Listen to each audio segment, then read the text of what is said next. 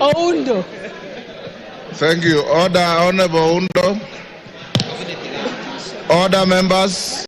Honorable Oundo, hold your horses. Okay. Take your seat. Order, honorable members.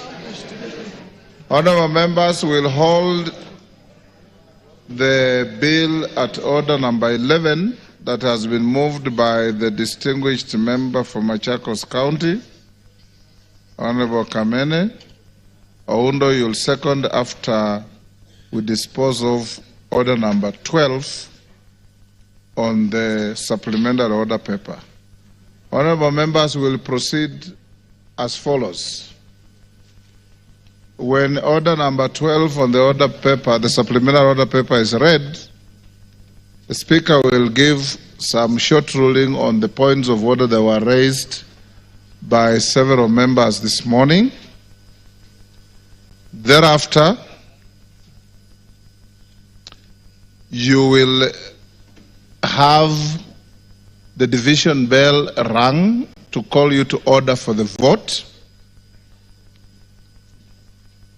The House Business Committee has directed that voting will be by electronic process. Those of you who may not have your cards will be required to register with the clerks at the table so that everybody is voted.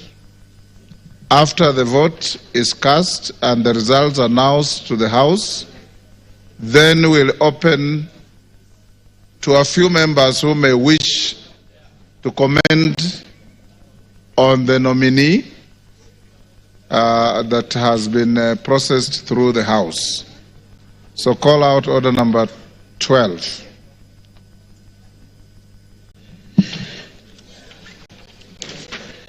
Order number 12, voting on the nomination of Professor Kithure Kindiki, EGH, to fill the vacancy in the office of the Deputy President of the Republic of Kenya.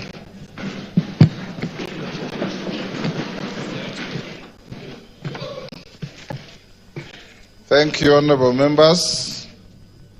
Honorable members, I have a communication to make on the nomination of Professor Kithure Kindiki, EGH, to fill the vacancy in the office of the Deputy President of the Republic of Kenya. Honorable members, you will recall that earlier this morning at the commencement of the sitting, I notified the House of the receipt of a message from His Excellency the President nominating Professor Kithure Kindiki, EGH, to fill the vacancy in the office of the Deputy President pursuant to Article 149 of the Constitution.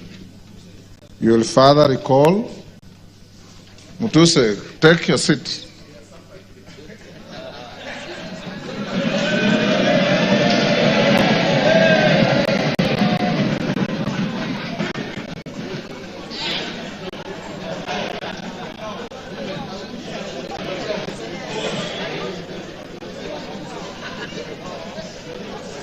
Gagusha, take a seat.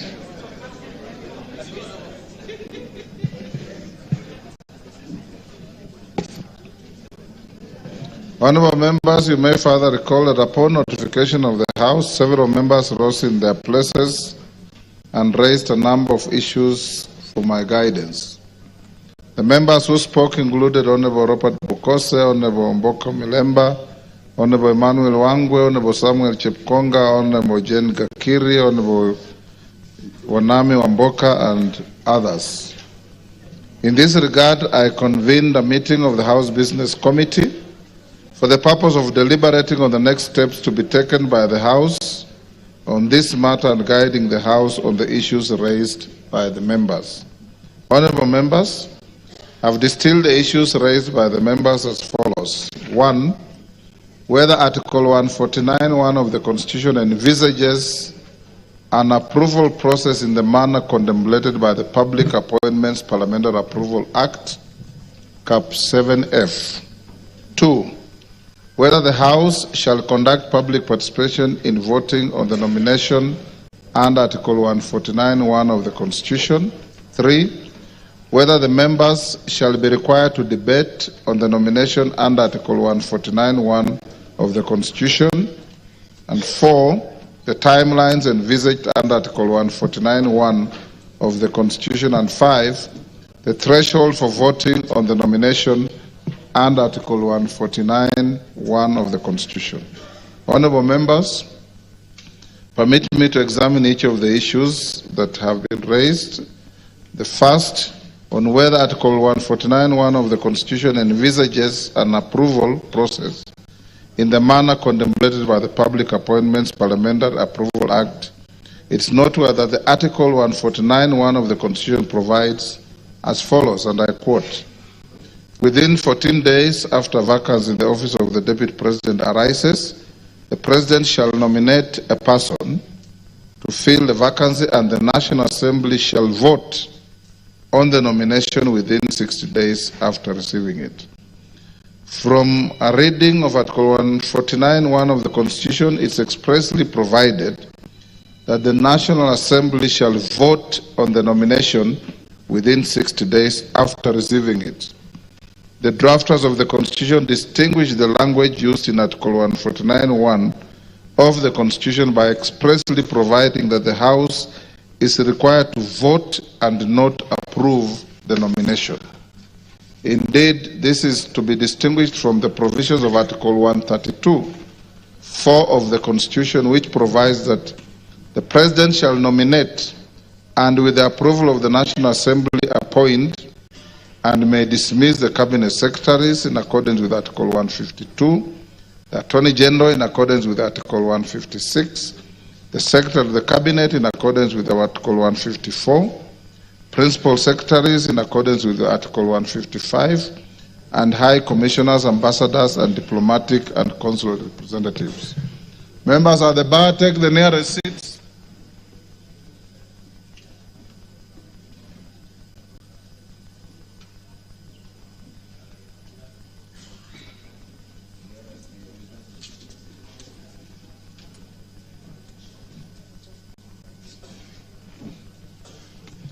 Honourable members, in this regard, for all the state officers that I have just highlighted, the House is required to approve their nomination by the President. However, in respect to the Deputy President, Article 149(1) of the Constitution expressly provides that the House is required to vote on the nomination. It is noteworthy that the Public Appointments Parliamentary Approval Act applies where an appointment under the Constitution or any other law requires an approval of the House. Consequently, noting Article 149(1) of the Constitution requires the House to take a vote on the nomination, the approval process envisaged under the Public Appointments Parliamentary Approval Act does not apply in this case. The House will therefore adopt the precedent it has set on this matter, and this settles that point. Honourable members, the second issue was whether the House shall conduct public participation in voting on the nomination under Article 149(1) of the Constitution. As stated earlier, Article 149(1) of the Constitution requires the House to take a vote on the nomination of Professor Kithure Kindiki, EGH, to fill the vacancy in the office of the Deputy President, which is essentially an election. Honourable members, you will recall that the practice of the House, whenever it is confronted with an obligation to vote on the matter as relates to an election, the instances include election of the Speaker, the Deputy Speaker, under Articles 106 of the Constitution, the members of the East African Legislative Assembly and the Pan-African Parliament, for which the House is required to vote on nominations of members to hold such positions. The practice of the House in these instances is that the House has always proceeded directly to vote without public participation. To this end, to the extent that Article 149(1) of the Constitution contemplates the House to vote upon receiving the nomination, the requirement for public participation is not applicable in this case. This settles the second issue. Honourable members, on the third issue relating to whether members shall be allowed to debate on the nomination, is noteworthy that having determined the vote contemplated under Article 149(1) of the Constitution is an election, no debate arises on a matter of election.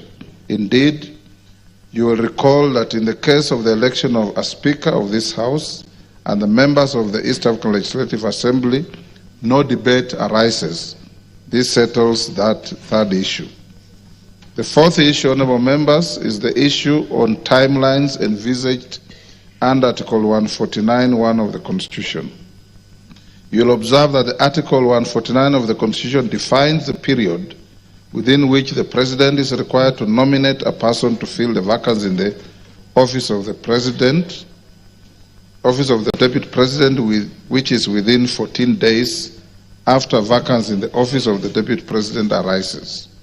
The National Assembly is then required to vote on the nomination within 60 days after receiving it. Honourable members, from the foregoing, Article 149(1) of the Constitution defines the maximum period within which the President and the National Assembly are required to act. To this end, the President can nominate a person to fill the vacancy for the first day, from the first day of the vacancy arises up to the 14th day.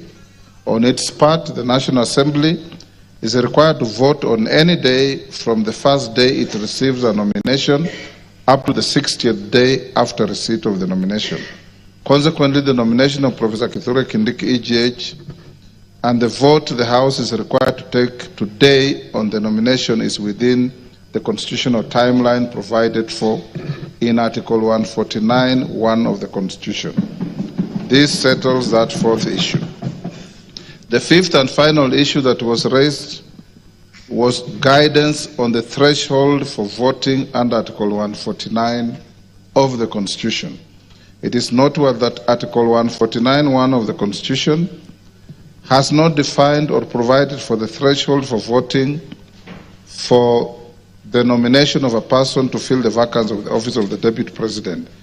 Article 122(1) of the Constitution provides that, except as otherwise provided in the Constitution, any question proposed for decision in either House of Parliament shall be determined by a majority of the members in that House present and voting. Consequently, the threshold for voting on the nomination of Professor Kithure Kindiki, EGH, is a majority of the members in this House present and voting, as provided for in Article 122(1) of the Constitution. That final issue is also settled. Honourable members, in summary, therefore, I wish to guide the House as follows. 1, that Article 149 of the Constitution requires the House to take a vote on the nomination of Professor Kithure Kindiki, EGH, to fill the vacancy in the office of the Deputy President. 2, and in this regard, the House will be guided by its previous President whenever it's called upon to take a vote on a matter as relates to the election of the Speaker, the Deputy Speaker, and members of IALA and Pan-African Parliament. 3, that no debate arises on a matter that the House is required to take a vote. 4, that the nomination of Professor Kithure Kindiki, EGH, and the vote the House is required to take on the nomination is within the constitutional timeline provided for in Article 149(1) of the Constitution. 5, that the House Business Committee has resolved that the vote contemplated under Article 149(1) of the Constitution be taken today during this sitting of the House. 6, that the threshold for voting on the nomination of Professor Kithure Kindiki, EGH, is a majority of the members in the House present and voting as provided for in Article 122(1) of the Constitution. The House is therefore accordingly guided and may now proceed to take the vote. Clerk, can you ring the division bell for 5 minutes? Yes, Wanjala.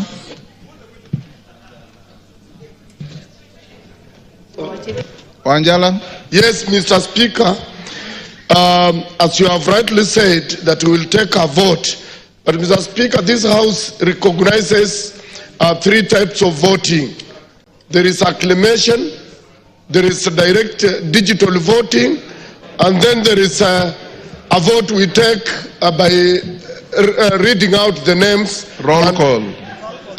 Roll call, Mr. Speaker. Yes. And Mr. Speaker, when I sit in this House, we are in concurrence that Professor Kindiki is the man, is the deputy president. Why don't we just, so that we go home, some of us want to take flights, why don't we just vote by acclamation? Roko. Thank you, Mr. Speaker. Article 149, protect me, Mr. Speaker. Go on, I'm listening. Article 149 of our Constitution, Section 1, as you have rightly pointed, that the National Assembly shall vote on the nomination of the nominated Deputy President. Mr. Speaker, the mood of the House is that there is no objection whatsoever as far as nomination of Professor Kindiki is concerned. Yes, we are ready with our cards to vote electronically, but Mr. Speaker, we seek your ruling and indulgence so that we can go by acclamation and we solve the matter once and for all. Thank you, Mr. Speaker. Order, honorable members. Yes, Senior Counsel. Senior Counsel Otiende. Give Otiende a moment. Thank you. Honorable Speaker, honorable members, I know this is a serious moment in history. It is also a constitutional moment. I wholly agree with the Honorable Wanjala, Honorable Ruku, in terms of the mood of the House. However, Mr. Speaker, there are things we need to do for the record, not just for ourselves. Even as we speak, this whole process is being challenged in court. We need not allow any gap, because so far, from the start to now, we have not allowed any gap. Let us not be in a rush to allow a gap. I beseech members, let us vote electronically. It does not take time. Thank you, Mr. Speaker. Honorable members, let's not open debate on this.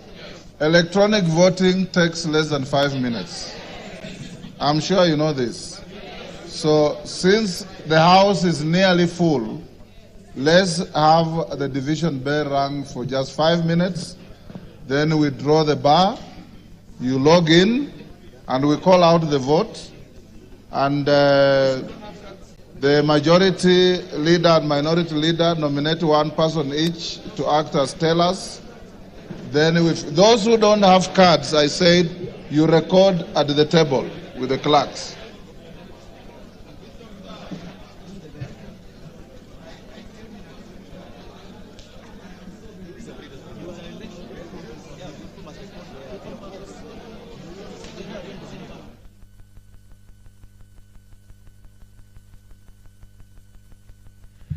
You're watching live pictures from the National Assembly, where members of Parliament are preparing to vote for the nomination of Professor Kithure Kindiki to fill the vacancy in the Deputy President's office. Professor Kithure Kindiki is currently serving as the Cabinet Secretary for Interior and National Administration, a role he has held since October 2022, with a brief hiatus between the 11th July 2024 and 8th of August 2024, when the President dissolved his cabinet. As the Cabinet Secretary for Interior and National Administration, Honorable Kindiki has led and overseen achievement of various milestones and reforms, including the Police Equipment Modernization Program, significantly enhancing the capabilities of Kenya's security services, finalization of a strategic framework to commence implementation of police reforms recommended by the Honorable Justice David Maraga Task Force, as well as abolishment of the previous vetting processes for issuance of national identity cards, recognition of minority groups and stateless communities, ensuring they receive Kenyan citizenship and associated rights, and operationalization of the Public Benefit Organizations Act. These are some of the achievements of Professor Kithure Kindiki as the Cabinet Secretary for Interior. Prior to his appointment to the cabinet, Professor Kindiki served as the elected senator for Tharaka Nithi County from 2013, in which time he also served as the Deputy Speaker of the Senate, as well as the Majority Party Leader in the Senate. In his role as Senate Majority Leader, he spearheaded the legislative agenda of the Majority Party in the Senate and served as the leader of the Majority Party. As Senate Deputy Speaker, Professor Kindiki deputized the Senate Speaker in presiding over sittings and debates in the House of Senate and enforcing rules of procedure and parliamentary processes. Honorable Kindiki also conducted oversight roles, governance of counties, and participated in law-making on matters affecting counties. As an advocate of the High Court of Kenya with legal experience spanning over 24 years, Honorable Kindiki was consulted for international organizations. He quickly rose to the head of Department of Public Law at the young age of 33 years, and then to position of Associate Dean at the age of 35. Professor Kindiki was later promoted to the post of Associate Professor of Law at Kenyatta University. He has authored 35 publications, including books, book chapters, and articles in local and international peer-reviewed journals. Honorable Kindiki holds a Bachelor of Law degree from Moi University, a postgraduate diploma in law from the Kenya School of Law, a Master's of Law degree, and a doctorate in international law from the University of Pretoria in South Africa. His professional affiliations include membership of the Academic Council on the United Nations System, the International Association for the Study on Forced Migration, the International Commission of Juries, the East African Law Society, and the Law Society of Kenya, LSK.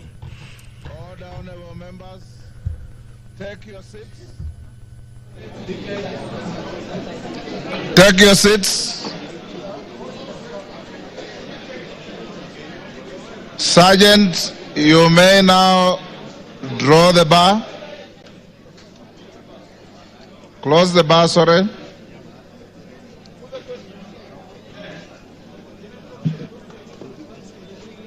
And of course, lock the door for purpose of voting.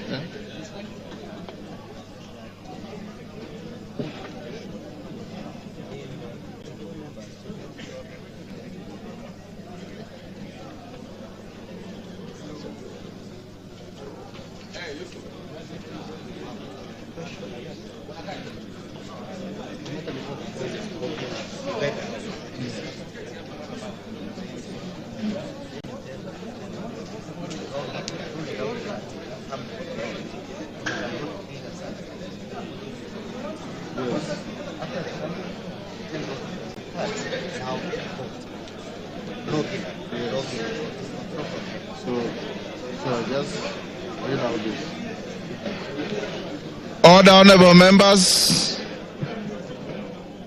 Order, honorable members. Can I have a feel on how many members don't have their cards? Not many. I request respectfully members who don't have their cards to come to where civil servants sit, where they come to this house, on both sides.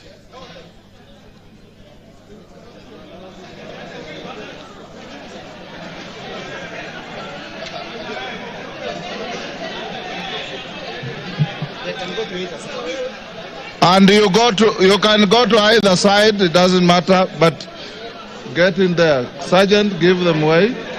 You go in there.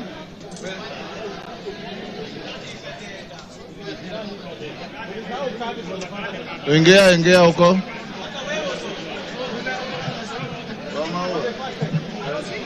Yes. Get to this side, honorable members without cards.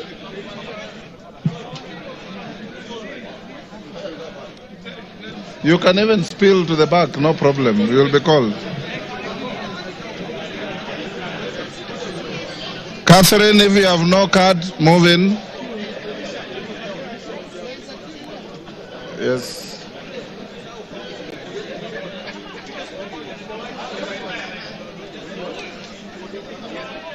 Member for Gatundu. Member for Gatundu, complete your journey where you're going. Order, honorable members. Move this side. Evo Barra, you also don't have your card. Come this side. Now, honorable members, the question we are voting on is on the nomination of Professor Kithure Kindiki, EGH, to fill the vacancy in the office of the Deputy President of the Republic of Kenya. That is the question. Now log in. Take out your cards.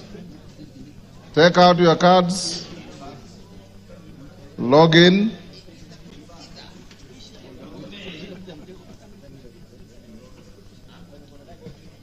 Dora, we are right? Not yet. Tungoje wakurugenzi wa mitambo. Catherine, you have your card? Yes, yes, I can. Yes. Who are the tellers? They are not tellers. Okay. Order. Katana, what is the problem?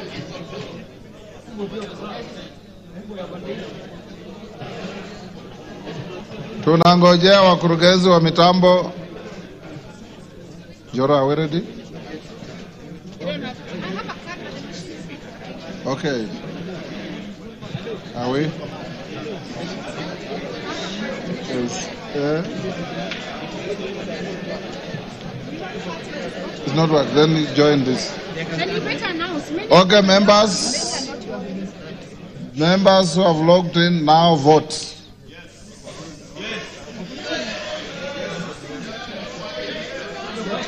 Then you will record here. That's all.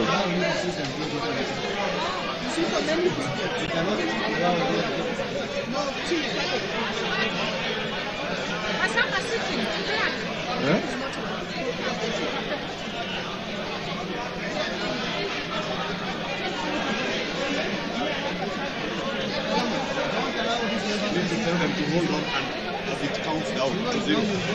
Yes. Don't order, members, don't interfere with your cards so that the system can record and count as you vote.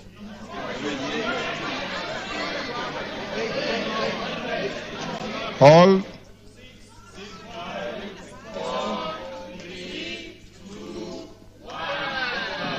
End of voting. Vote now.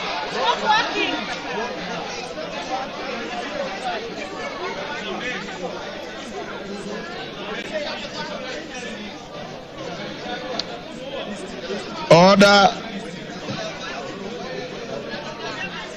Joro, what's the problem?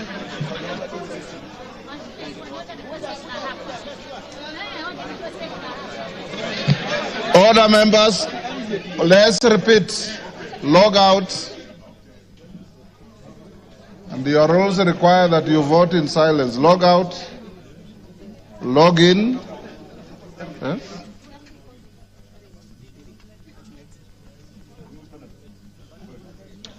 Once you've logged in, just hold until you are told vote now.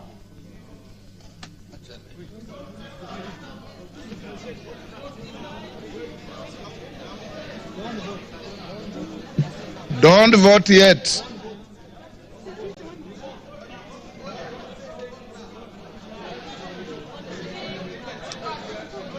Is it malfunctioning?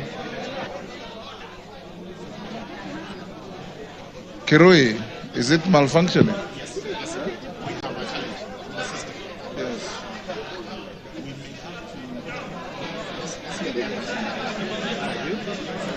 Clark. It's registering.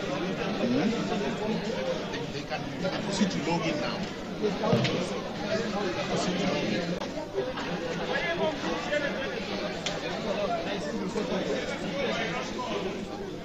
Is it working?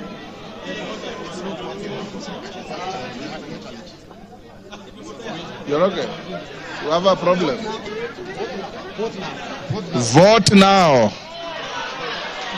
Vote now.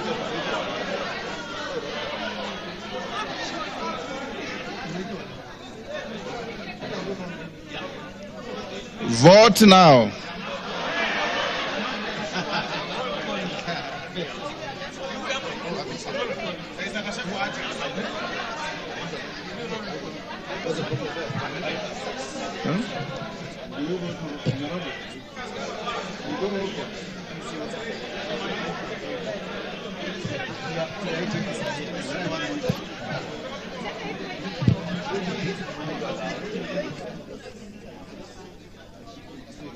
The IT man, what's the problem? Let's try one more chance. Then, if it doesn't, we explore different opportunities.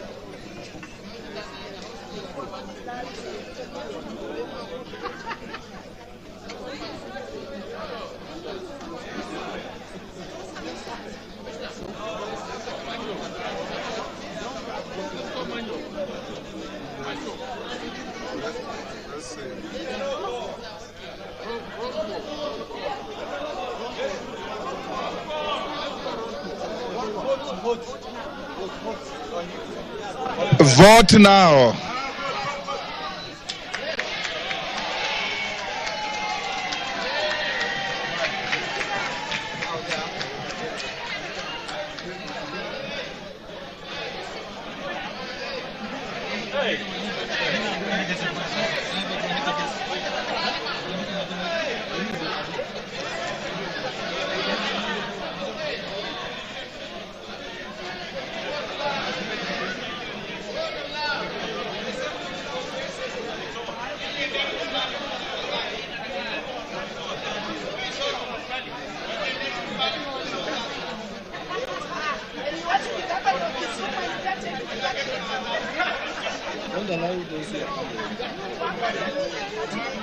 Member for Kisumu, you have voted. You remain where you are. Eh? Pardon? Yes, it's done.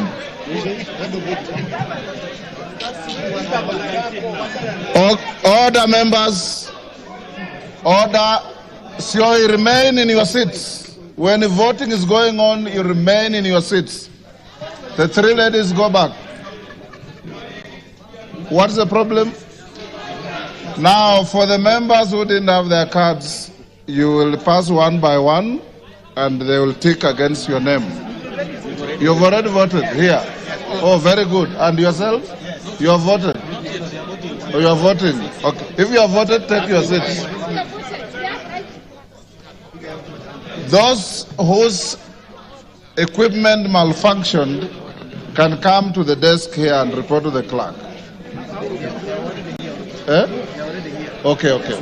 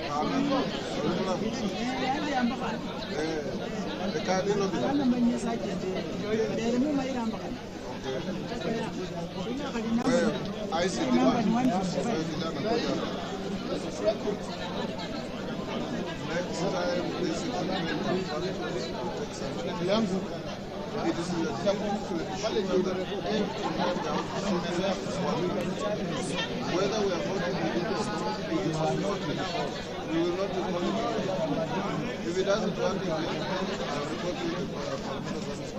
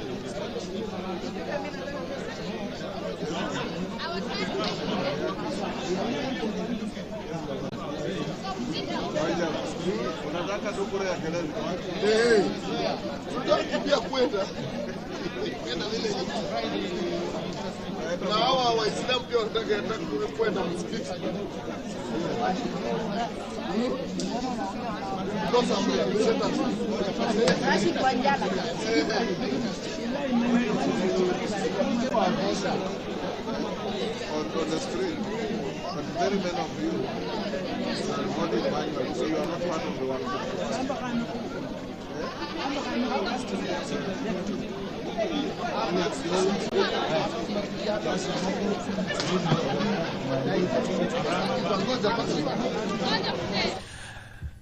Good afternoon. You're watching live pictures from the floor of the National Assembly, where members are currently voting on the nomination of Professor Kithure Kindiki to fill the vacancy in the Deputy President's office.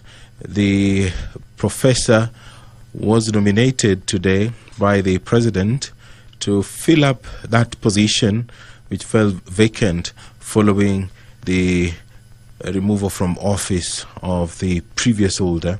And Professor Kindiki is currently serving as the Cabinet Secretary for Interior and National Administration, a role he has held since October 2022, albeit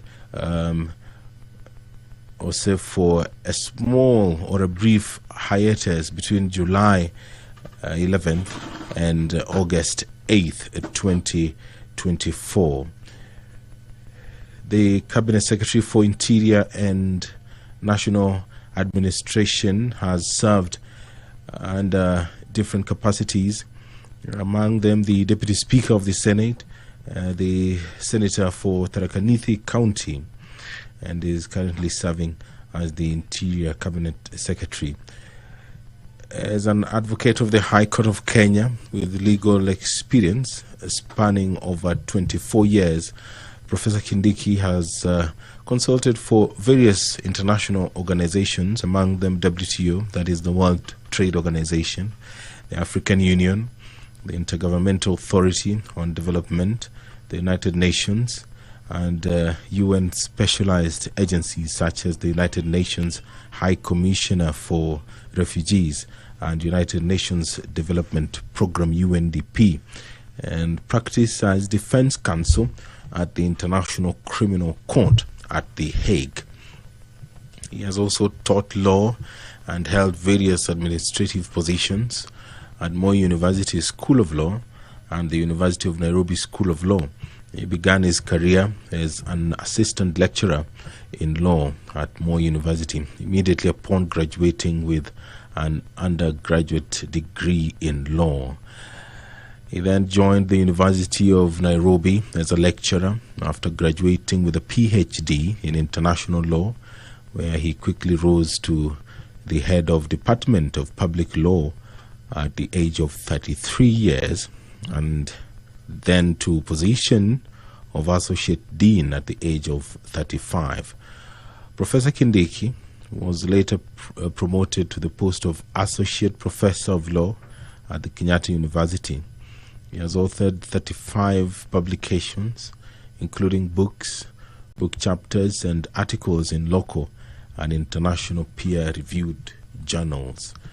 Honorable Kindiki holds a Bachelor of Laws degree from Moi University, a postgraduate diploma in law from the Kenya School of Law, a Master of Law degree, and a doctorate or PhD in international law from the University of Pretoria in South Africa. His professional affiliations include memberships to the Academic Council on the United Nations System, the International Association for the Study on Forced Migration, the International Commission of Jurists, the East African Law Society, and the Law Society of Kenya. In a couple of Honorable members, take your seats.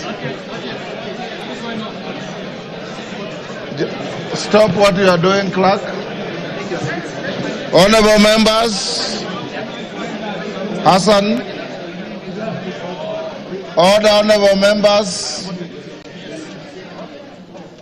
Honorable members, taking the cue from the submission of Senior Counsel Tienda Molo, whatever you do must be a record, must be impeccable, and must speak for itself. I'm advised by the clerk that the electronic voting system is malfunctioning, and that even after you voted, the numbers are adjusting themselves upwards and downwards. Consequently, I direct that that vote electronically is cancelled and annulled, and we'll do a roll call vote. Clerk, majority and minority leader, give me one teller each. Bukose, and who else? Bukose and Junet. Who?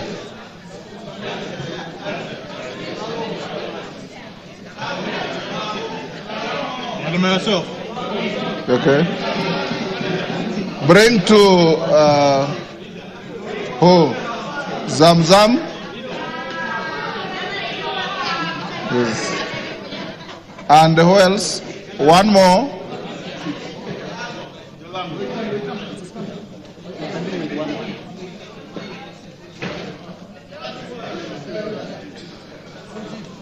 Who? Oh, we know. Martin. Okay, honorable members, once again, the vote is on the nomination of Professor Kithure Kindiki, AGH, to fill the vacancy of the office of the Deputy President of the Republic of Kenya. Clerk, you can start. Remain in your seats, remain silent. We can do this very quickly.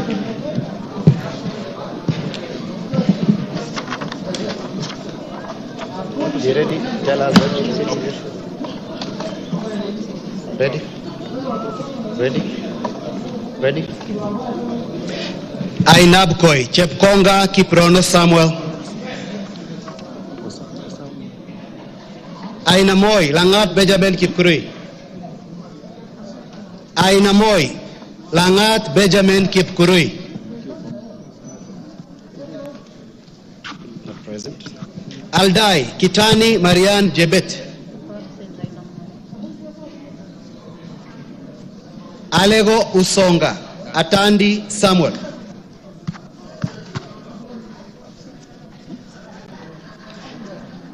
Alego Usonga, Atandi Samuel. Awendo, Owino John Walter.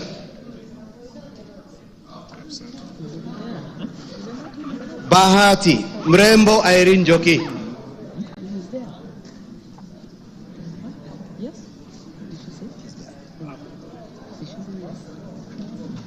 Balambala, Shurie Abdi Omar.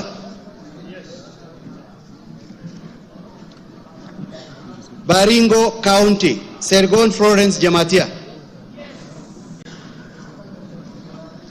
Baringo Central, Joshua Kandie. Baringo North, Maglap Joseph.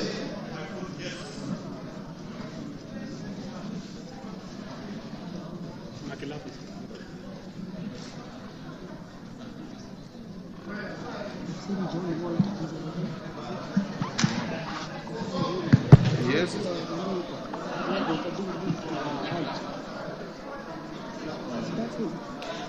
Baringo South, Charles Cameron.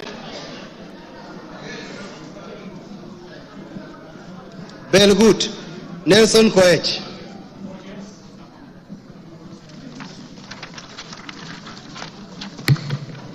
Bobasi, Innocent Obiri. Bobasi, Innocent Obiri. Bobasi, Innocent Obiri. Bamachoge Borabu, Obadia Nolfason. Barongo.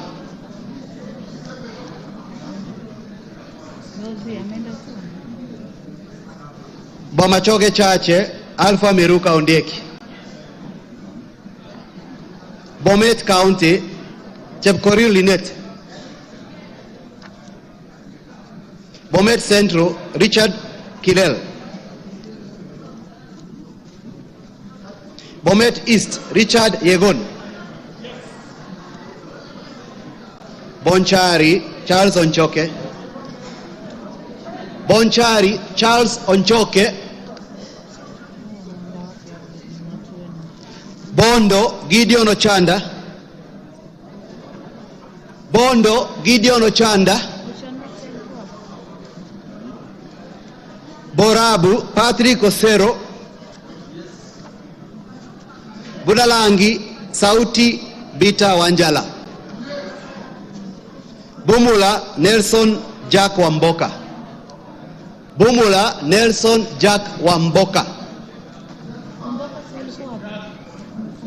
Bungoma County, Catherine Nanjala Wabilianga. Bungoma County, Catherine Nanjala Wabilianga. Bura, Ado Kuno Yakub. Bura, Ado Kuno Yakub. Bureti Kibet Komingoi Kirui. Busia County, Kadri Nomanyo.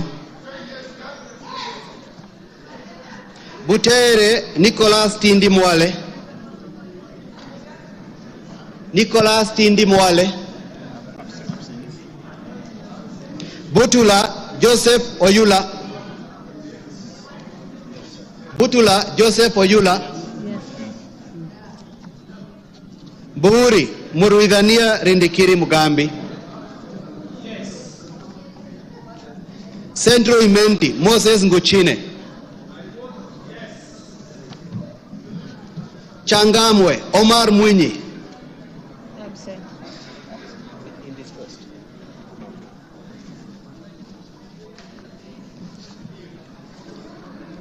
Chopalungu Victor Koech. Chopalungu Victor Koech. Cherangani Patrick Simiu Barasa.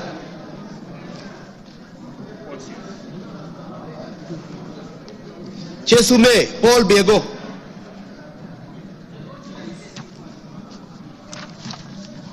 Chuka Iganga Ngombe Ntuiga Patrick. Dadab Farama Alim. Yes. Dagoretti North Beatrice Elachi. Dagoretti South John Carey. Eldama Ravine Musa Sirma. Eldas Adan Kenan. Yes. Elgeyo Marakwet County Jepto Ngelechei. Embakasi Centro, Major Dong Gadiro Benjamin. Embakasi Centro, Major Dong Gadiro Benjamin.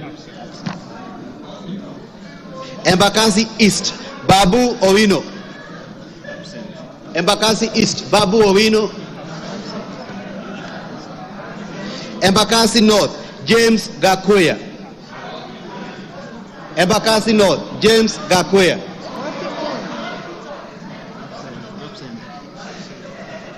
Embakasi South, Julius Mawade. Julius Mawade. Embakasi West, Mark Samuel Mwenje Mureithi.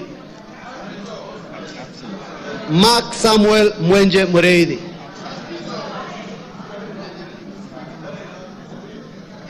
Embu County, Double N Pamela Njoki. Mgwen Lelmengit Joseph Kipto. Mgwen Lelmengit Joseph Kipto.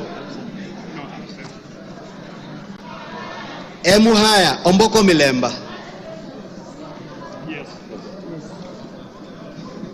Emurodikir Johanna Ngeno. Yes. Endebes Ukose. Yes. Doctor. Fafi Farah Sala Yakub.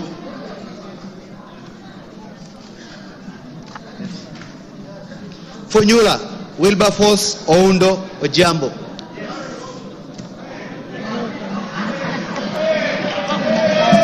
Galole Said Buya Hiribai. Galole Said Buya Hiribai. Said Foster.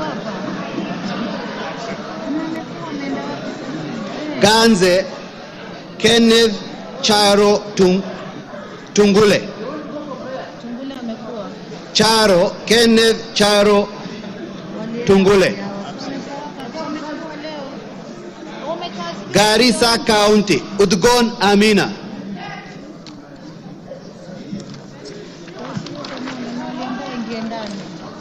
Garissa Township Major Deko Baro. Garsen Ali Wario Guyo. Garsen Ali Wario Guyo. Katanga Mureu Wakili.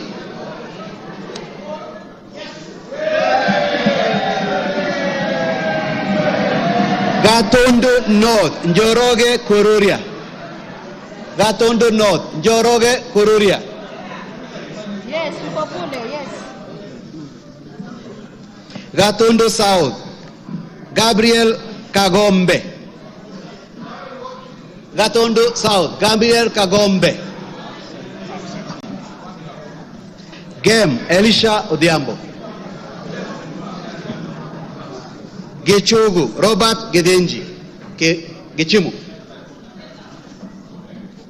Gilgil Martha Wangari. Githunguri Gathoni wa Muchomba. Githunguri Gathoni wa Muchomba.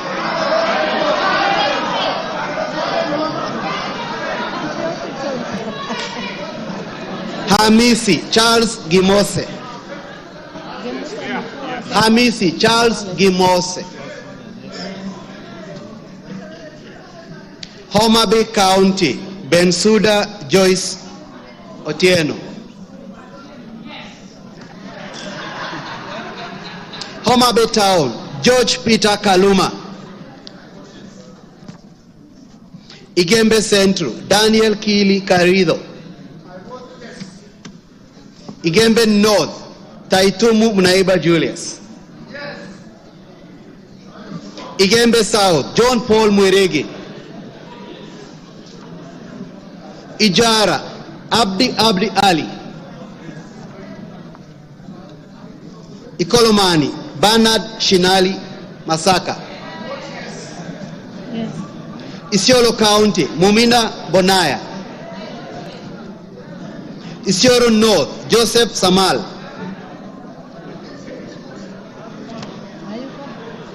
Isiolo South Tubi Bidu Mohammed. Tubi Bidu Mohammed. Jomvu Badibadi Twalib. Jomvu Badibadi Twalib. Absent. Juja Koimbori George. Juja Koimbori George.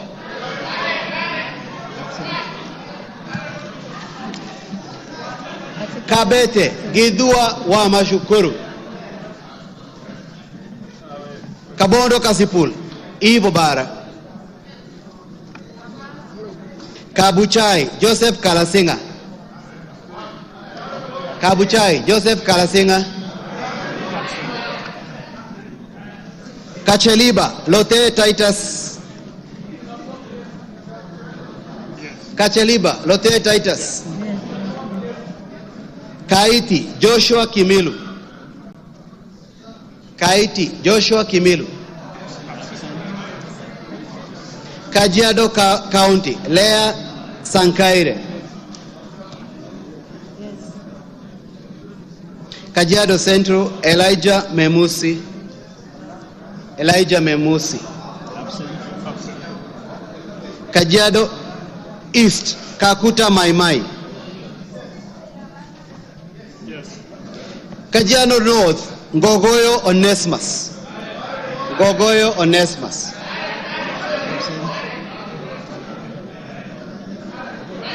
Kajiado South Parashina Samuel Sakimba. Kajiado South Parashina Samuel Sakimba.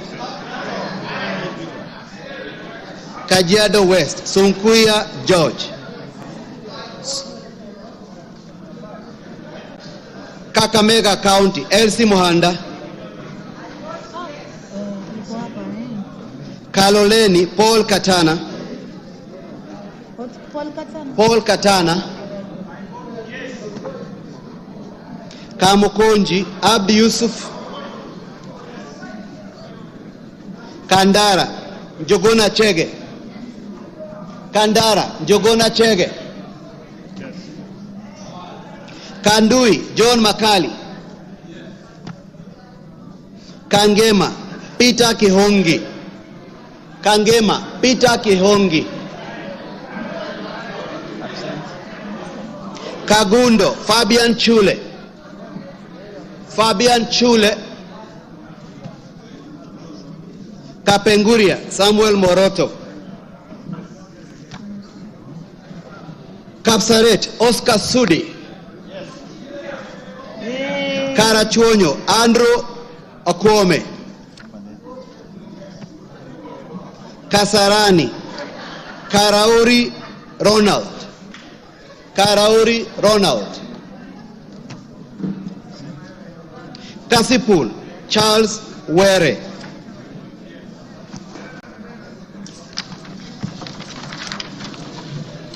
Kadhiani Robert Mbui,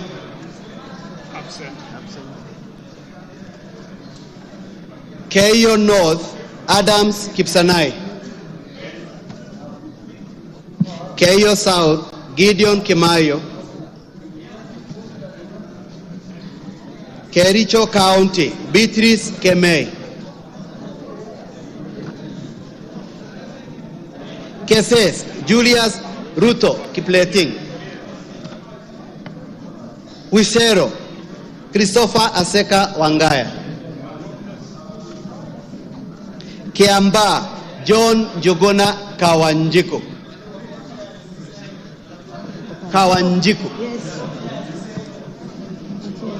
Kiambu John Machua, Kiambu County Ann Wamuratha, Kibra Peter Orero, Kibwezi East Jessica Mbalu, Kibwezi West Mwengi Ekomas Mutuse,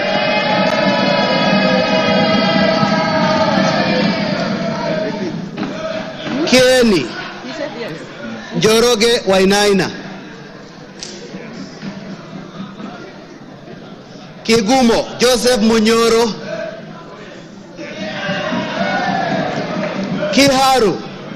Kiharu Samson Dindi Nyoro,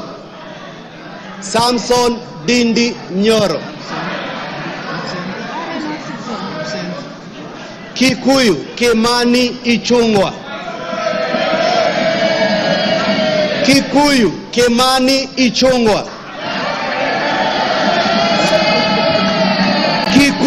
Kimani Ichungwa,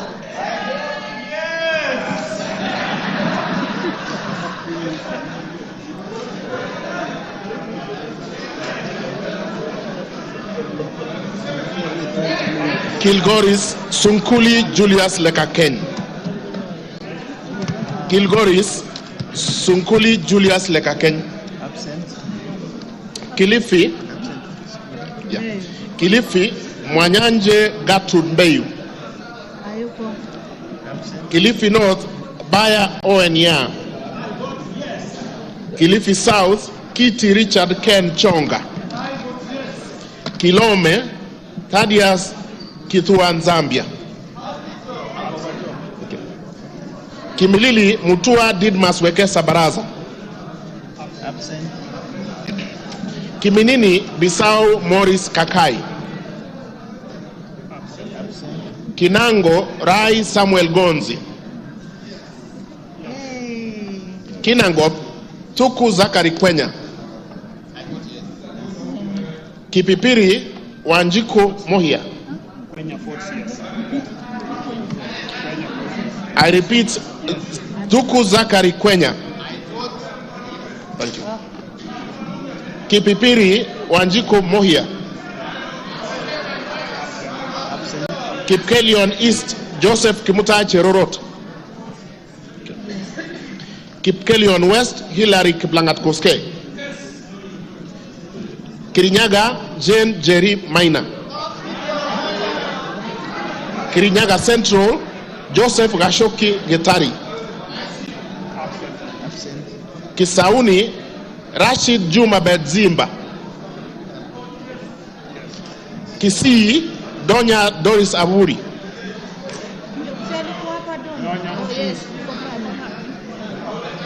Okay.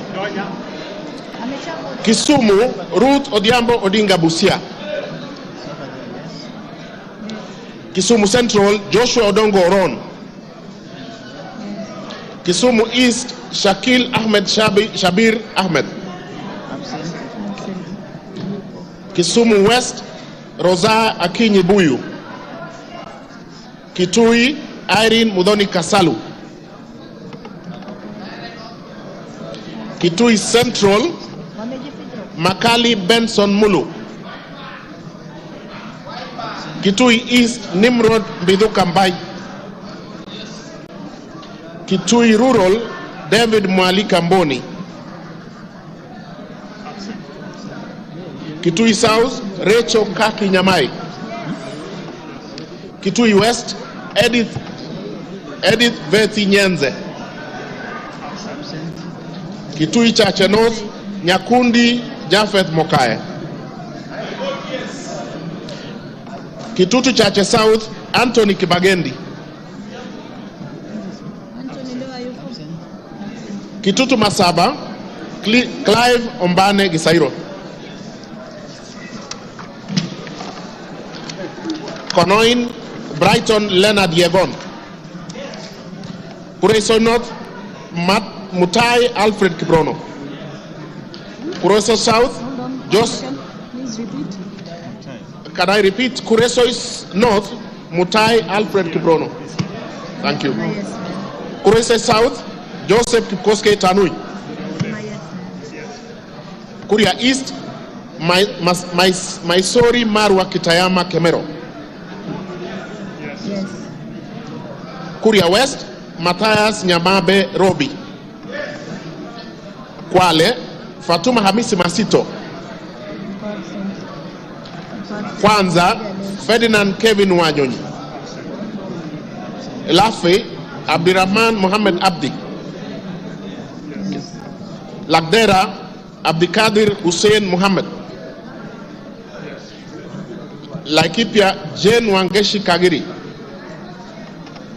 Laikipia East, Festus Mwangi Kionjori.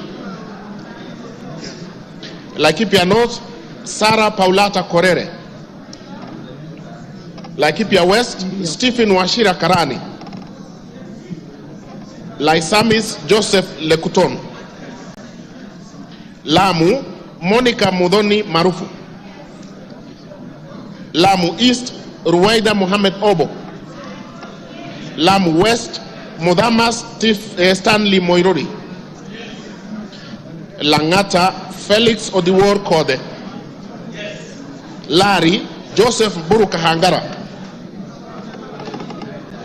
Likoni, Mishi Juma Hamisi Mboko. Likuyani, Innocent Maino Mugabe. Likuyani. Okay. Limuru, John Keragu Chege. Okay. Loima, Protas Ewesit Akuja. Luanda, Dick Maungu Oyugi. Lugari, yeah, he did. Yeah, he said yes. Okay. Okay. So do we repeat? Yes. Dick Maungu Oyugi, Luanda. Okay. Nabi Nabwera Daraja, Lugari. Okay. Lunga Lunga, Mangale Munga Chiforomondo. Lurambi, Titus Kamala Mukwana. Maara, Jafet, yeah, Lurambi, Titus Kamala Mukwana. Okay. Jafet Miriti Kareke Mbuki, Maara. Kamene Joyce Machakos.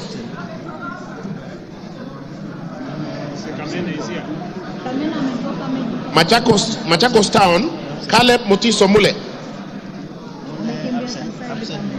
Okay. Makadara, George Aladwa Omwera. Yes, Aladwa. Makueni, Susan Ndunge Kiamba. Makueni, Rose Museo Mumo. Malava, Moses Malulu Injendi.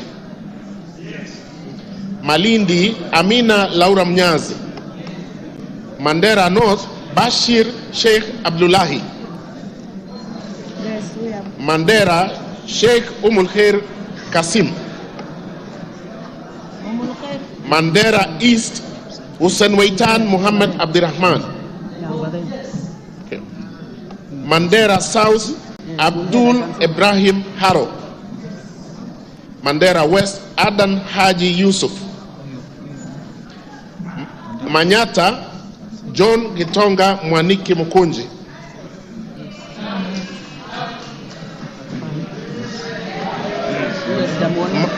Maragwa, Mary Wamaua Waidera Njoroge. Okay. Marakwet East, David Kangogo Bowen. Okay.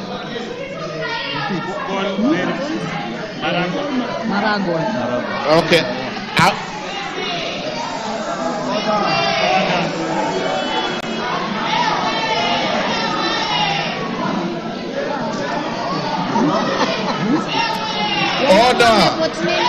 Order, members. Order. Member for Kisumu. Order. Order.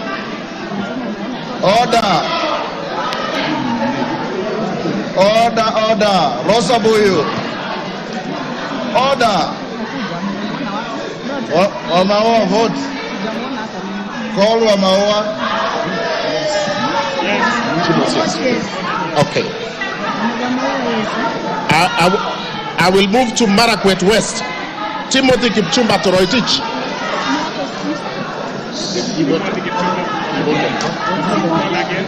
I will repeat, Timothy Kipchumba Toroitich.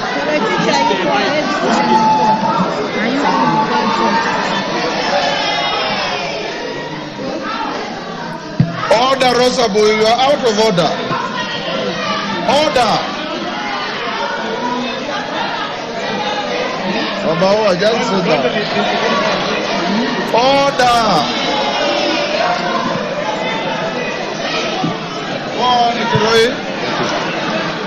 Timothy Kipchumba Toroitich, Marakwet West. Marsabit, Wako Naomi Jilo.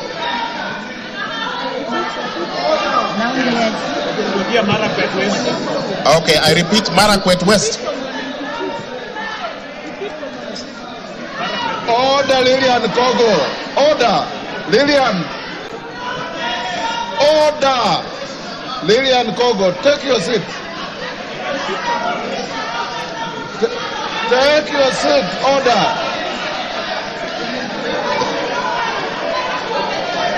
Go on. Marakwet East, David Kangogo Bowen. Thank you. Marakwet West, Timothy Kipchumba Toroitich. Marsabit, Naomi Jilo Wako. Order, Lillian Kogo. Order. Masinga, Joshua Mbidi Mutua Mwalio. Yes. Mwalio votes yes. Matayos Odanga Geoffrey Makoha. Madare Olwoch Anthony Tom. Madioa Gishuki Edwin Mugo. Madira Kahugu Eric Mwangi. Eric Mwangi. Yes. Madioa Edwin Mugo Gishuki. Madioa is there. Yes. Okay. Madira Eric Mwangi Kahugu. Thank you. Matuga Kasim Sawa Tandaza. Matungu Peter Oscar Nabulindo. Matungulu Stephen Mutinda Mule. Mavoko Patrick Makao Kingola. Mbere North Geoffrey Kariuki Kiringa. Mbere South Bernard Muriuki Nebat. Mboni Nzioka Erastus Kevasu. Mboni Nzioka Erastus Kevasu. Okay. Meru Elizabeth Karambu Kailemia. Karambu Kailemia Meru. Migori Muhammad Fatuma Zainab. Mogotio Ruben Kiborek. Moiben Phyllis Chepkemo Barto. Molo Francis Kuria Kemani. Mombasa, Zamzam Mohammed Chimba. I vote yes. Mosop, Abraham Kipsang Kirwa. Moyale, Guyo Wako Jalesa. Msambweni, Salim Faisal Bader. Msambweni, Salim Faisal Bader. Mount Elgon, Fred Kapondi Chesebe. Muhoroni, James Onyango Oyo. Mukurweini, Kawusha John Philip Geshohi. Mumias East, Peter Kalerwa Salasia. Mumias West, Johnson Manya Naika. Muranga, Betty Njeri Maina. Mvita, Mohamed Sud Machele.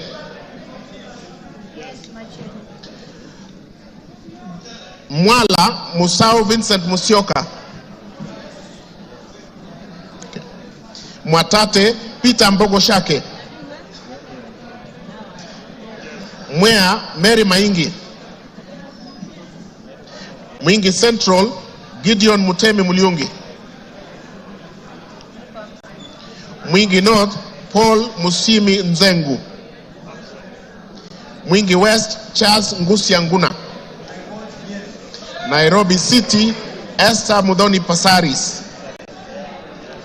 Naivasha, Jane Wanjiru Njeri Kihara. Nakuru, Liza Chepkori Chelule. Nakuru Town East, David Gikaria. Nakuru Town West, Samuel Arama. Nambare, Mulanya Geoffrey Ekesa.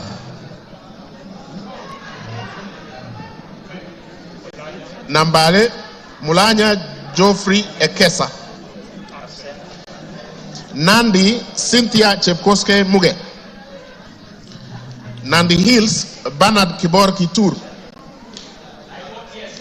Narok, Rebecca Nonaishi Tonke. Narok East, Lemanken Aramat. Narok North, Agnes Mantaine Pareyo. Narok South, Olentutu Kitilai. Okay. Narok West, Gabriel Koshal Tongoyo. Navaholo, Emmanuel Wangwe. Ndaragwa, George Gashagwa. Ndiwa, Martin Peters Owino. I vote yes. Ndia, George Masharia Kariuki. Njoro, Charity Kadambi Chepkwany. North Hor, Ade Wario Guyo. North Imenti, Rahim Dawood Abdul. North Mogrango, Joash Nyamache Nyamoko. Nyakach, Owor Joshua Aduma Owor. Nyakach. Nyali, Muhammad Ali. Nyamira, Jerusha Momanyi Mongina.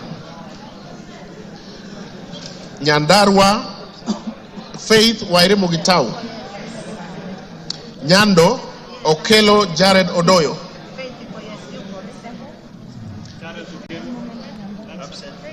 Jared Okelo Odoyo. Nyaribari Chache. Etari amevote. Nyaribari Chache, Janda Zahir. Nyaribari Masaba, Daniel Ogwoka Manduku. Nyatike, Tombo ya Odege. Nyeri, Rahab Mokami Washira. Nyeri Town, Duncan Maina Madenge. Oljororok, Michael Mwangi Mushira. Olkalau, David Juguna Kiaraho. Odaya, Michael Wambogo Wainaina. Pokot South, David Losiakao Kosing.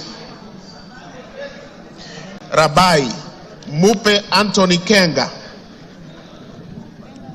Rangwe Lilian Achieng-Gogo. Rarieda Paul Rangwe Gogo Lilian Achieng. Thank you. Rarieda Paul Otienda Molo. Rongai Paul Kibet Chebor. Rongo Paul Abuor. Roy Sambu. Okay. Roy Sambu Agustin Kamande Mwafrika. This way.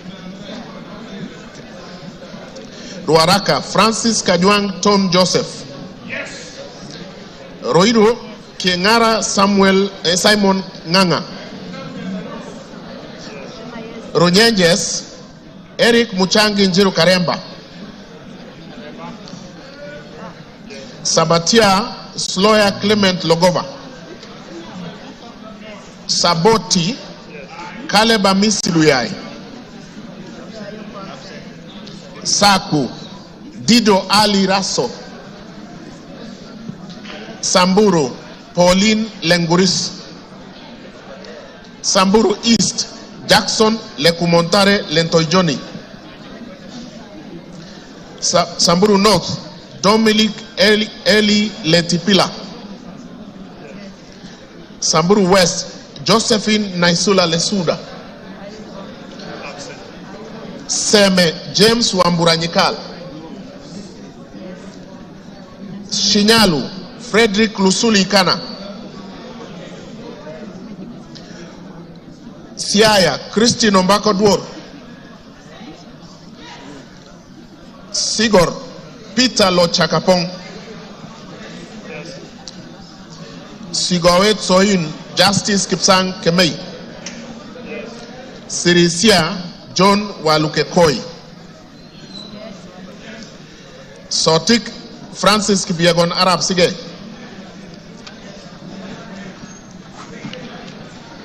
Saudi Menti Dr. Shadrach Mwiti Idenji. South Mogirango Silvanas Osoro Nyego. Soy David Kiplagat. Starehe Mwago Amos Maina. Suba North Millie Grace Akoto Diambo. Suba South Karoli Omondi. Subukia Samuel Kinudia Gashobe. Suna East Mohammed Junet Sheikh Nu. Suna West Peter Francis Masara. Okay. Taita Taveta Lydia Haika Mnene Mizige. Bisigi. Okay. Tana River Amina Dika Abdullahi. Tarbaj Hussein Abdi Bare. Taveta John Okano Bwire. Teso North Edward Kaunya Oku. Yes. Teso South Mary Emase Otucho. Tetu Geoffrey Wandeto Mwangi.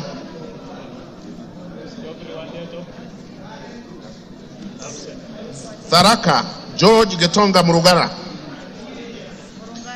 Tharakanithi Susan Ngugenduyo. Thika Town Alice Wamboi Nganga. Tiati William Kamket Kasait. Tigania East Lawrence Puruaburi. Tigania West John Kanywidia Mutunga. Tinderet Julius Melik Biwot. Yes. Tongaren John Murumba Chikati.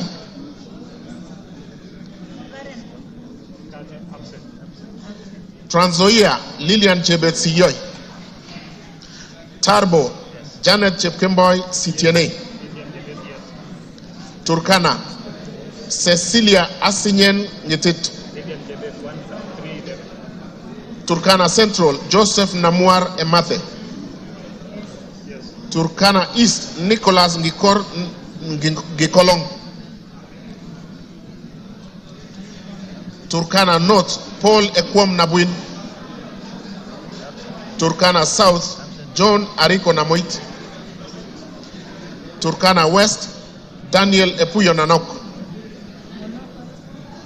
Wasingishu, Gladys Jepkoske Boss. Ugenya, David Omochieng. Uriri, Mark Ogola Nyamita. Vihiga, Kevai Ernest Ogesi Kagesi. Vihiga, Beatrice Kahai Adagala. Voi, Hamis Chome Abdi. Wajir, Fatuma Abdi Jeho. Wajir East, Aden Daoudi Mohammed. Wajir North, Ibrahim Abdi Sane.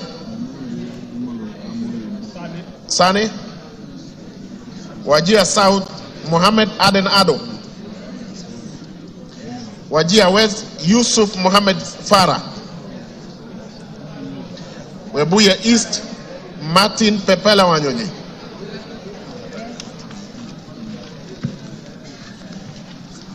Webuye West, Daniel Wanyama Sitati.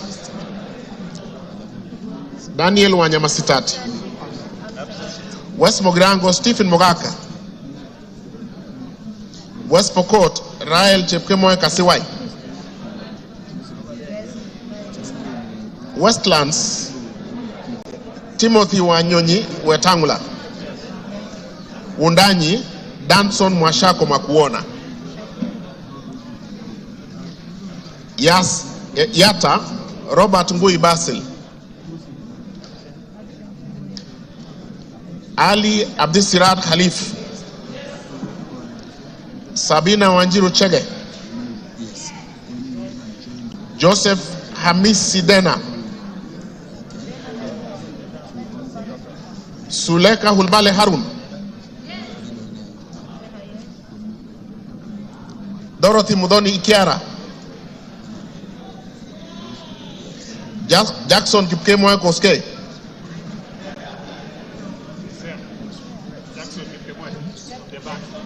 Jackson Kipkemoy Koske. Irene Nyakerario Mayaka. Umulher Harun Muhammad. Teresia Wanjiro Mwangi.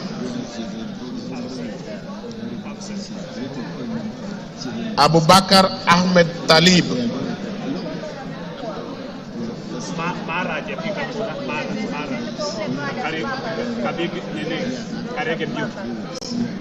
Mara.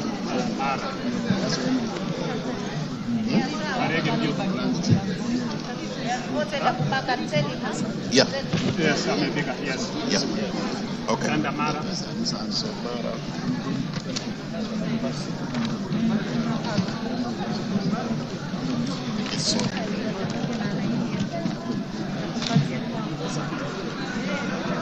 Mara, Jafet Miriti Kareke Mbuki.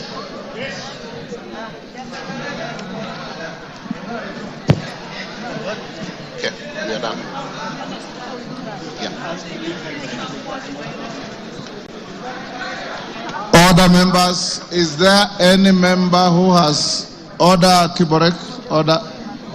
Is there any member who has not had his or her name?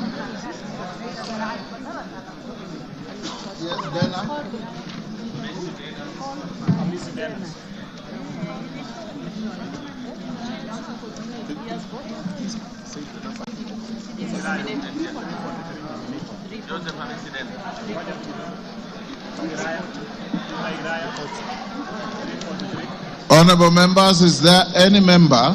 Yes. Yes. Joseph Wainaina Iraya.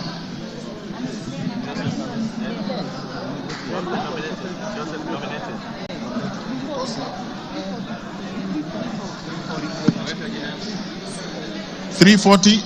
Joseph Hamisi Dana.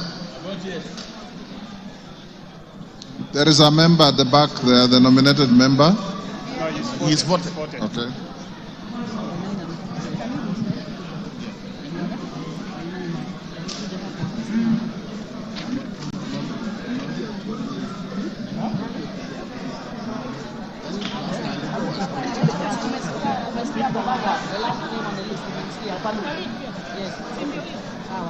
Honorable members, order, honorable members, is there any member who has not been called out on the roll call?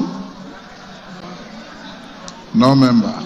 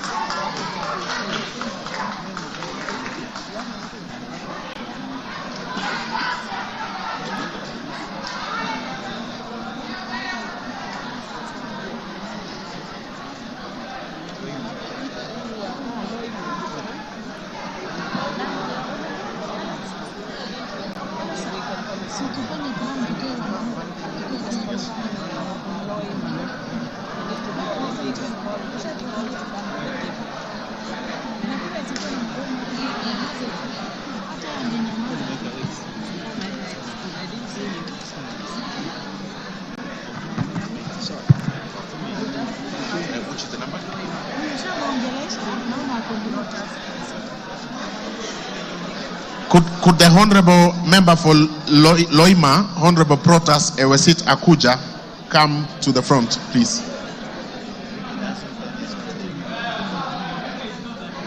Thank you.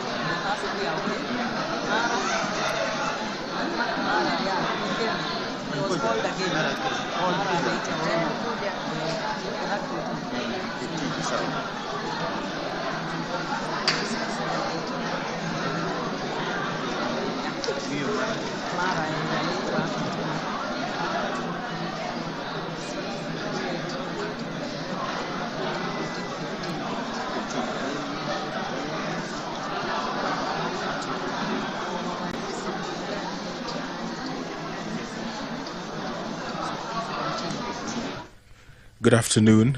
The members of Parliament have been voting for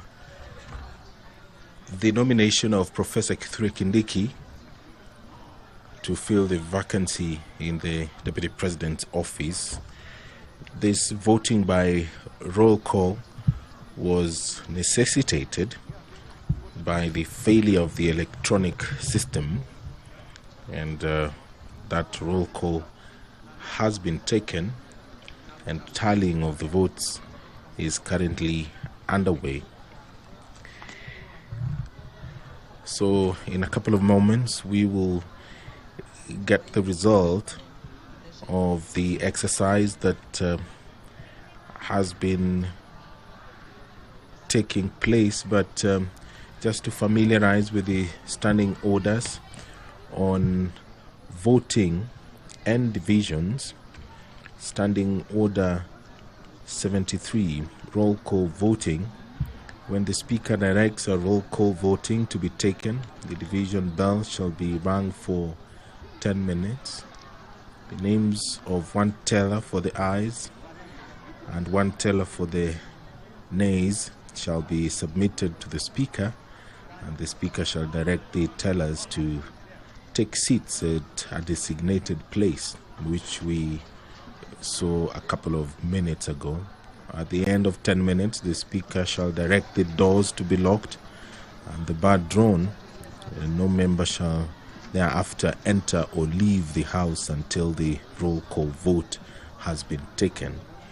When the doors have been locked and the bar drawn and the names of the tellers have been announced, the Speaker shall put the question again and direct the clerk to call out the names of members in alphabetical order in the presence of the tellers.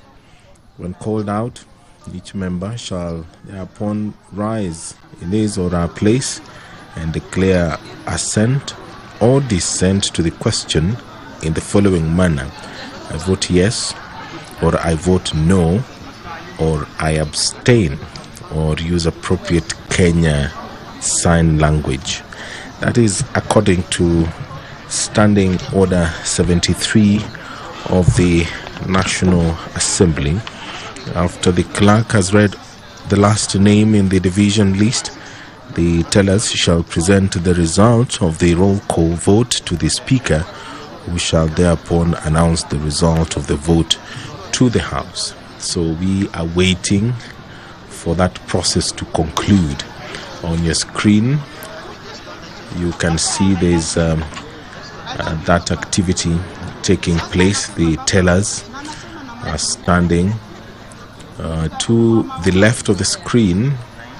Just in front of the Speaker is the Member of Parliament for Endebess, Honorable Dr. Robert Bukose, and the Member of Parliament for Mdewa constituency there on your screen, Honorable Owino, who is also a teller, and they are being assisted by the clerks.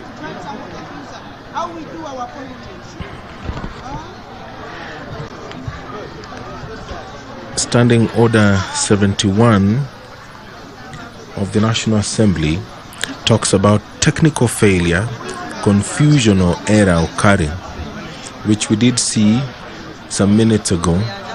In the event of a technical failure, confusion or error occurring in the course of voting, which in the opinion of the Speaker cannot otherwise be corrected, the Speaker may direct the House to another round of electronic voting or proceed to a roll call voting. And all that we have seen today during this historic exercise for the National Assembly, where they are considering the nomination of Professor Kithure Kindiki, EGH, to fill the vacancy in the Deputy President's office. The professor currently serves as the Cabinet Secretary for Interior and National Administration, a role he has held since October 2022.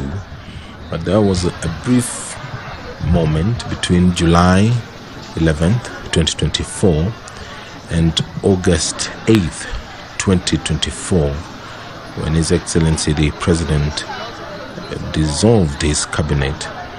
But the former senator for Tharaka Nithi County was reappointed to the very docket that he had served and is currently serving the country in that capacity as the Cabinet Secretary for Interior.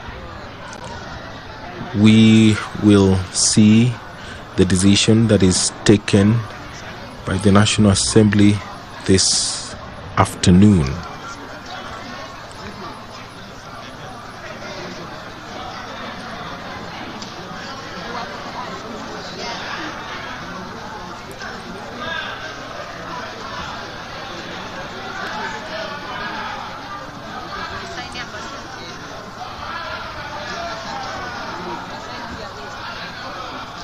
Order, honorable members, order. Members, take your seats. Take your seats. Take your seats. Jane Kagiri, take your seats. Take your seats, members. Karemba, take your seats. Ruku. Take your seats.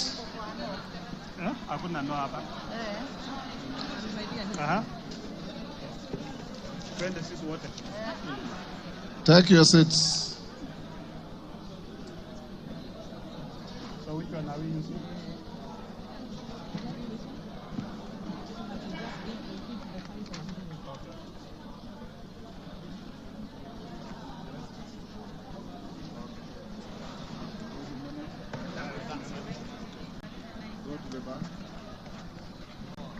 Tell us, go to the bar.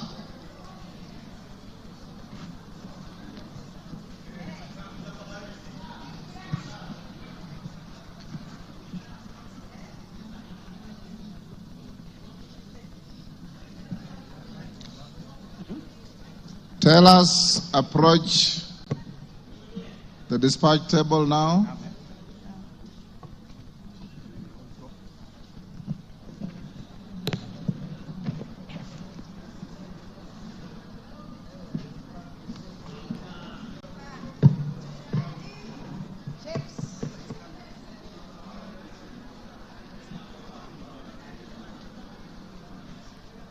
Who is your team leader, Bukose?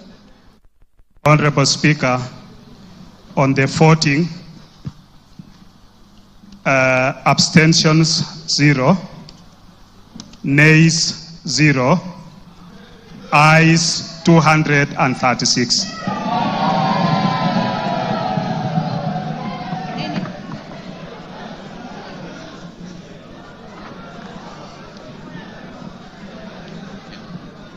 You have signed to the...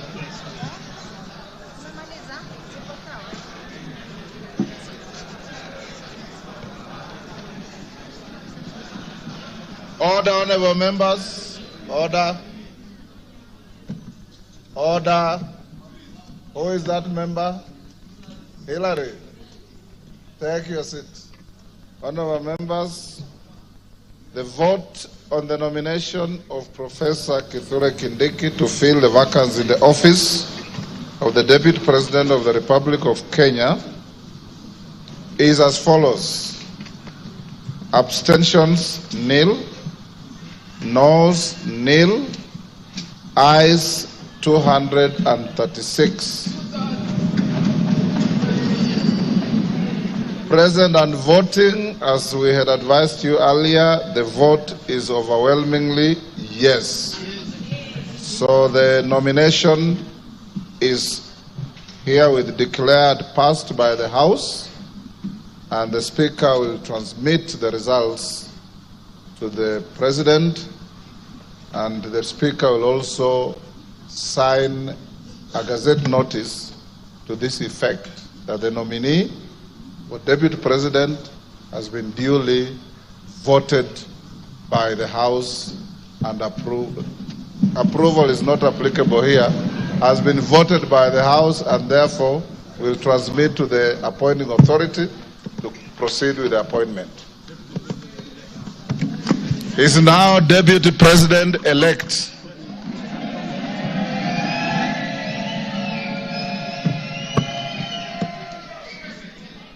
Members, having finished on the issue of the Deputy President-elect, It is now 1:54 p.m. and the House will adjourn until this afternoon at 2:30.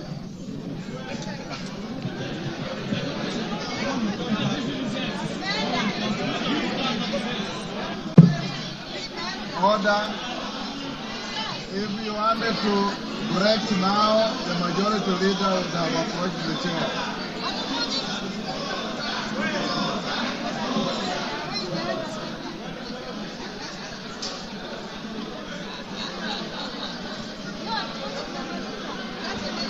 You've been watching the proceedings in the National Assembly, where the House has voted for the nominee to fill the position of Deputy President, and that is Professor Kithure Kindiki. That message will be transmitted to the President, and the Speaker of the National Assembly will gazette the decision of the National Assembly this afternoon. As things stand, Professor Kithure Kindiki is the Deputy President-elect. This broadcast has been brought to you by the Parliamentary Broadcasting Unit in conjunction with the Kenya Broadcasting Corporation. My name is Edward Kabasa. Good afternoon.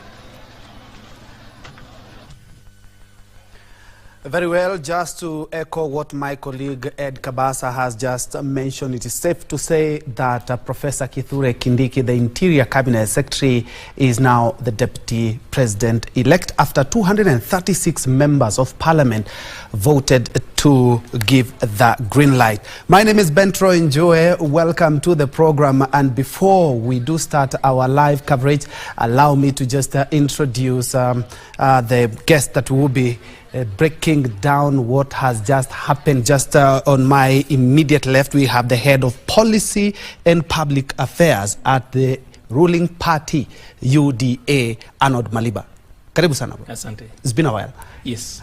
Just next to him, we have Wamboi Shadrack. Wamboi Shadrack is an advocate of the High Court, a constitutional lawyer, and also a leadership and governance expert. Karibu sana. Asante sana, Troy. These two gentlemen will be helping us to dissect what has just happened, and especially in the wake of the impeachment of former DP, that is Rigathi Gachagua, and the implication or the ripple effect. We'll be looking at that a little bit later, but let's take a quick break. We'll be right back, including with the latest in the news department.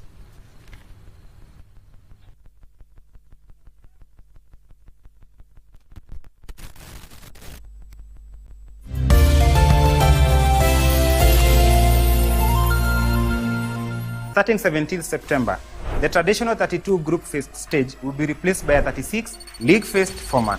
In the new format, teams ranking from number 1 to 8 will automatically qualify to the round of 16. Teams ranking from number 9 to 24 will go to a 2-leg knockout phase to qualify for the round of 16. But teams ranking from number 25 to 36 will automatically be eliminated from all UEFA competitions. Upgrade to DSTV Compact Plus and catch all UEFA competitions live on DSTV.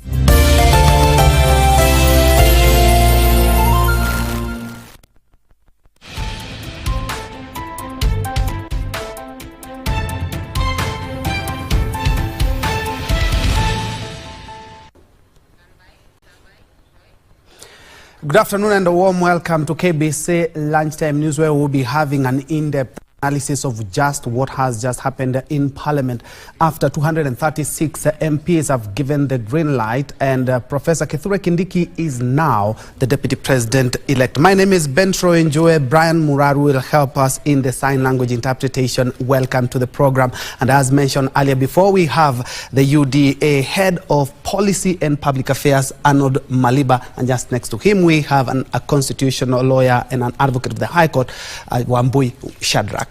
Maybe to start with you, Wamboi. Yes. Everything seems to be on a clock, despite the fact that we have 14 days that the President has and the 60 days that the National Assembly has. Do you think and do you believe this process has followed the due process of law? Well, I think we are not only in a constitutional moment, we are equally subjected to what is, in other words, called the microwave experience. We are being taken through a very hurried and rushed process that somehow, if you look at it very critically, appears to be complying with the requirements of law. Remember, when you read through Article 149 of the Constitution, it proposes that the president, once he gets a decision that has been made by the senators that a deputy president or a president has been removed from office by way of impeachment, he should act within 14 days. So technically speaking, it gives him some discretional power to act within those 14 days, and certainly not after the expiry of those 14 days. So 14 days will mean even on that very day when he has received the decision. So we are proposing, we are supposing, I have seen the Gazette notice that was communicated by the Speaker, Amason Kingi. It's dated the 17th day of October, which means yesterday. So it means his day one is today. So he has decided on what he has been given by law to do within 14 days. He has done it within a day, record time. Then again, the National Assembly is equally given the ministerial power of deciding within 60 days whether they are going to approve the name of the nominee or not. So as it appears, magically also, that now the National Assembly, acting in a very efficient and historical, I mean, we've not seen it before, acting in a very efficient manner, has decided to have the name of Professor Kithure Kindiki, the law professor, as now the deputy president who has been approved. I take quite the, I'm very keen on the kind of description I'm going to give him, because I don't think it is proper in the circumstance to call him the deputy president-elect. No, he's not been elected.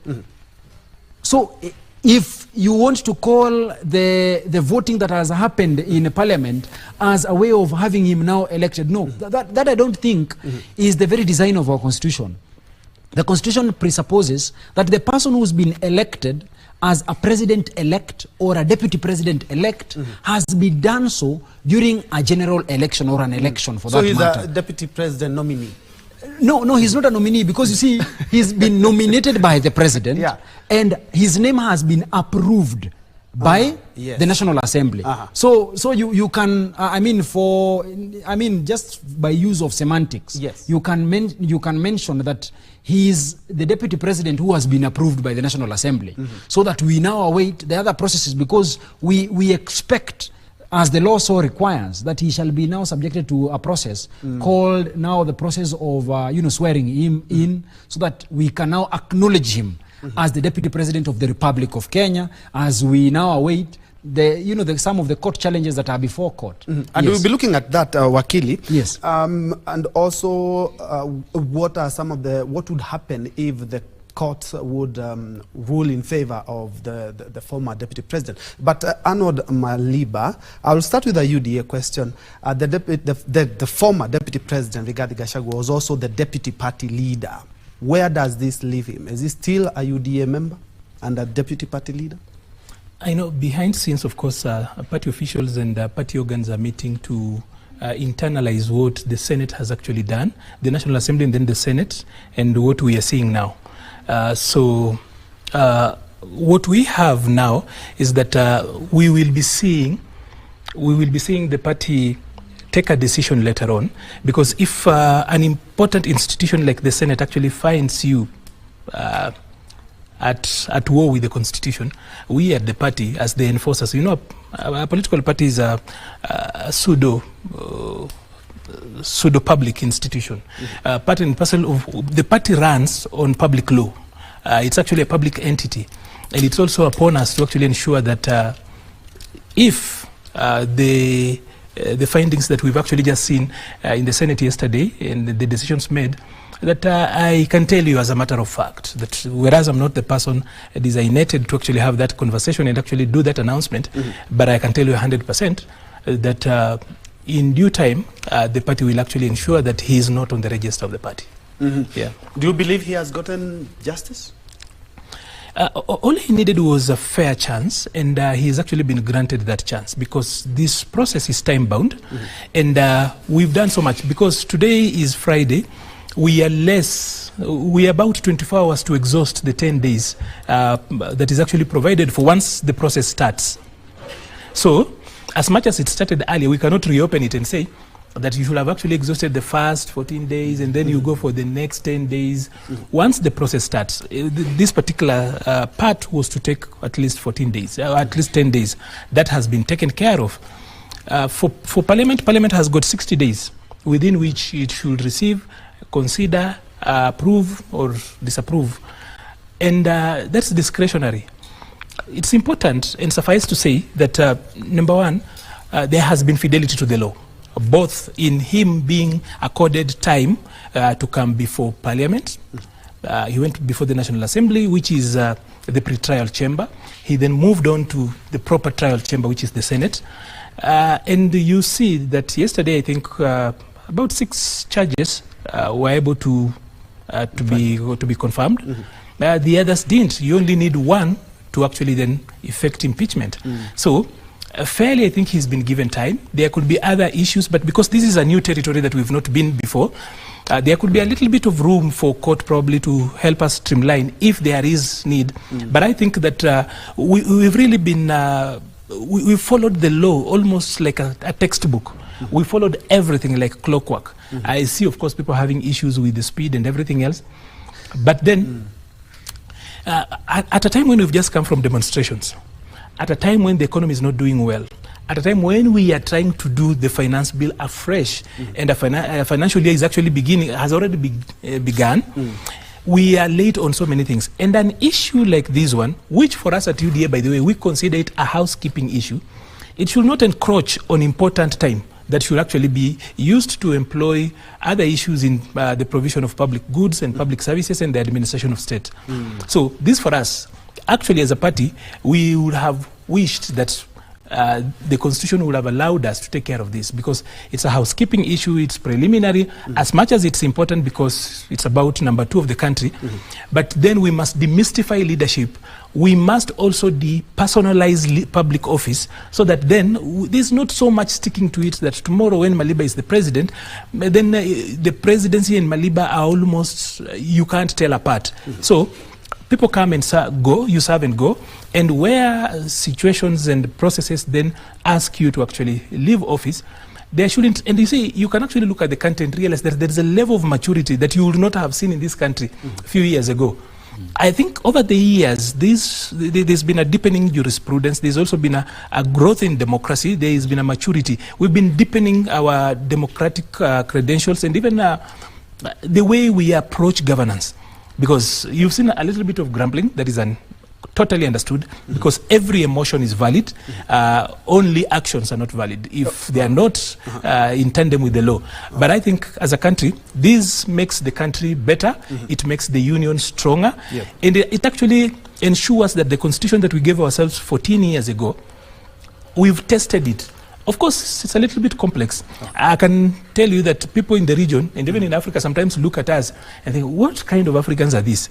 But that is the constitution we chose to give ourselves, and we are living by it. All right. Let me go back to you, Wakili, because the Parliament has said that it's going to be coming back at 2:30. What happens if the former deputy president is able to successfully challenge?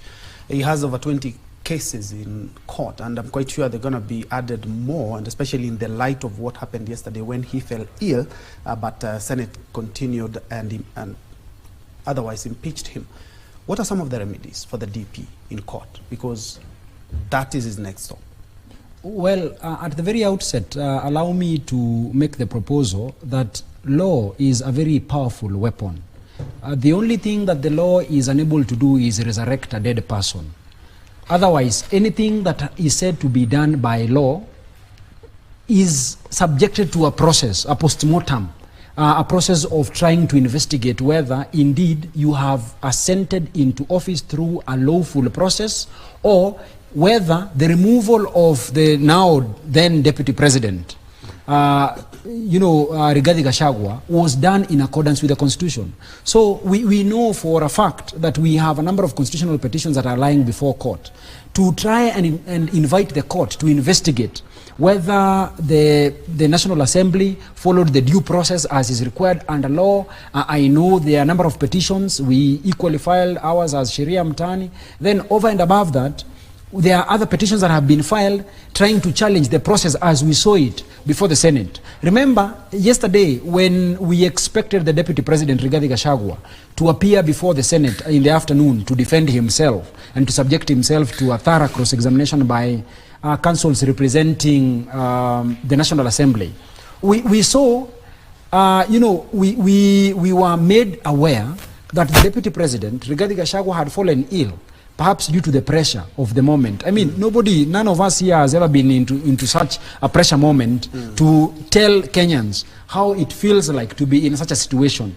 So we should empathize with him, or rather even send our sympathies, because we do not understand the kind of pressure he was undergoing through. So as a result of what we understand to be the pressure, he was taken ill.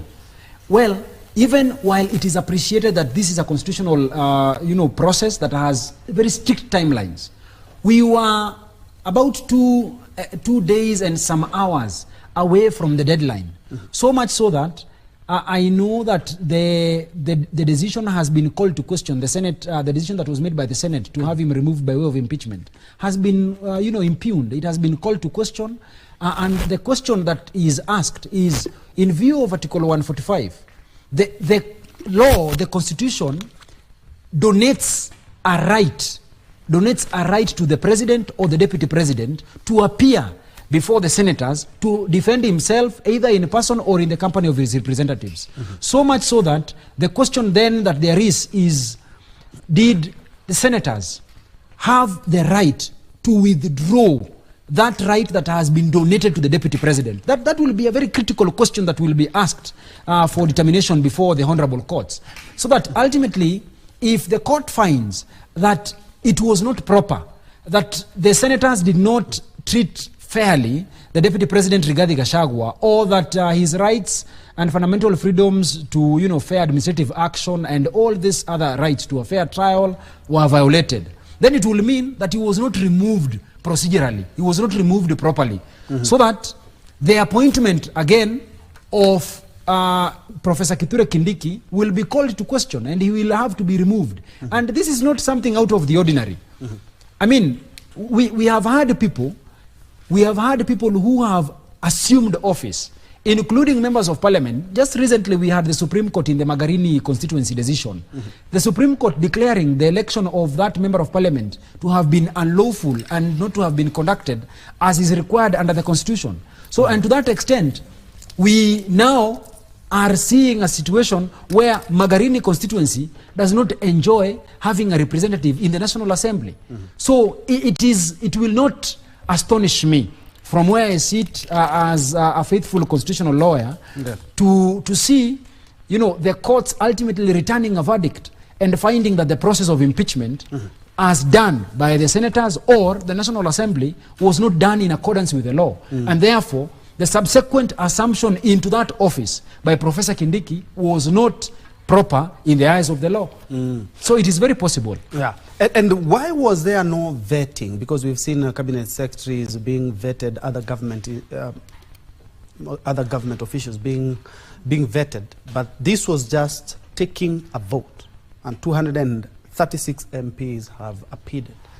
Well, I think, and in all fairness, I think our members of the National Assembly, to some extent, take not very seriously some of the latitude that they have been given.